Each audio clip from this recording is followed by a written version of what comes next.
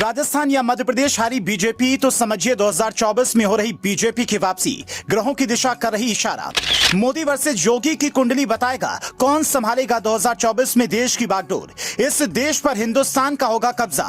विपक्ष की खुशी होगी काफूर। कांग्रेस राज्यों में जीतेगी पर दिल्ली से रहेगी दूर। 4 मिनट में सुनिए 4 साल का भविष्य। बीजेपी को अगर 2024 में चुनाव जीतना है तो कर्नाटक के बाद एक और राज्य हारना होगा।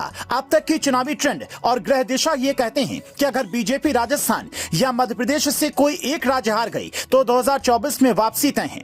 वो कैसे, ये बताएं। उससे पहले सुनिए पीएम मोदी और योगी की कुंडली क्या कहती है। 2024 में मोदी के बजाय योगी के प्रधानमंत्री बनने की कितनी संभावनाएं हैं। ज्योतिषाचार्य बेजान दारूवाला ने अपनी मौत से पहले ही मोदी की कुंडली को लेकर भविष्यवाणी की थी, जिसमें उन्होंने कहा था पीएम मोदी की कुंडली, इनकी राशि वृश्चिक है और स्वामी मंगल है, देवता शनि देव हैं। साल 2024 में बृहस्पति और चंद्रमा की युति बनेगी, इसीलिए इस बात की संभावना है कि फिर से यही पीएम बने। साल 2028 में राहु की महादशा होगी तो नेतृत्व बदल सकता है। सीएम योगी की कुंडली, इनकी राशि मिथुन है, स्वामी बुध है, देवता विष्णु भगवान है। अभी इनकी कुंडली में बुध की प्रत्यंतर दशा चल रही है, सूर्य के साथ शनि केंद्र में है, इसलिए सीएम की संभावना है अगर नेतृत्व बदला तो मोदी के उत्तराधिकारी योगी हो सकते हैं। सैकड़ों साल पहले संत अच्युतानंद ने भी अपनी भविष्यवाणी में कई ऐसी बातें लिखी हैं जो योगी के पीएम बनने की ओर इशारा करती हैं। उन्होंने जिस पुस्तक में अपनी बातें लिखी हैं उसका नाम है भविष्य मालिका, जिसमें वो लिखते हैं 6 साल 6 महीने तक तीसरा विश्व युद्ध चलेगा। चीन 13 मुस्लिम देशों के साथ भारत पर हमला करेगा, भारत इसे जीतेगा और भारत में सैन्य शासन लगेगा।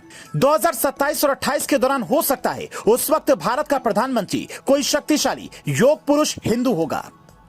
आगे ये भी लिखते हैं कि भारत का भूभाग बढ़ जाएगा, मतलब अखंड भारत बनने का सपना शायद साकार होने वाला हो। लेकिन ये भविष्यवाणी की बातें हैं। अगर भविष्यवाणी से हटकर हम सियासी समीकरण आपको दिखाएं तो वो भी यही इशारा करते हैं कि साल 2024 में बीजेपी की वापसी हो सकती है, बशर्ते उससे कुछ और राज्यों में मिली हार से घबराना नहीं होगा।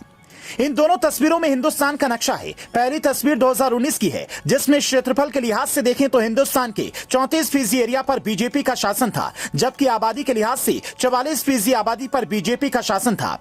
ये वो दौर था जब एक साल पहले ही राजस्थान, मध्य प्रदेश और छत्तीसगढ़ में विधानसभा चुनाव हुए थे। तीनों राज्यों में बीजेपी की करारी हार हुई। उसके बाद यह तक लगने लगा था कि 2019 के लोकसभा चुनाव में कहानी पलटने वाली है, लेकिन हुआ ठीक इसके उलट। बीजेपी ने लोकसभा चुनाव में बंपर जीत हासिल की। मध्य प्रदेश की 29 में से 28 सीटें बीजेपी ने जीती, राजस्थान में 25 में से 25 पर कब्जा किया और छत्तीसगढ़ में 9 सीटें जीती।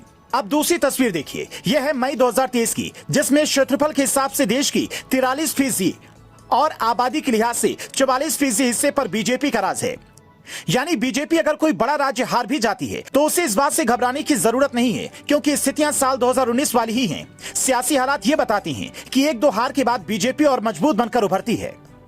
ऐसे कई उदाहरण आपको मिल जाएंगे। यहाँ एक बात समझने लायक ये भी है कि राज्यों के चुनाव का मामला अलग है और केंद्र का अलग। ये बात विपक्ष को भी समझना होगा। लेकिन यहाँ सवाल यही है कि 2024 में बीजेपी की वापसी हुई तो प्रधानमंत्री मोदी ही बनेंगे या योगी आदित्यनाथ को दिल्ली बुलाया जाएगा। आप क्या कहना चाहेंगे, कमेंट में लिखिए।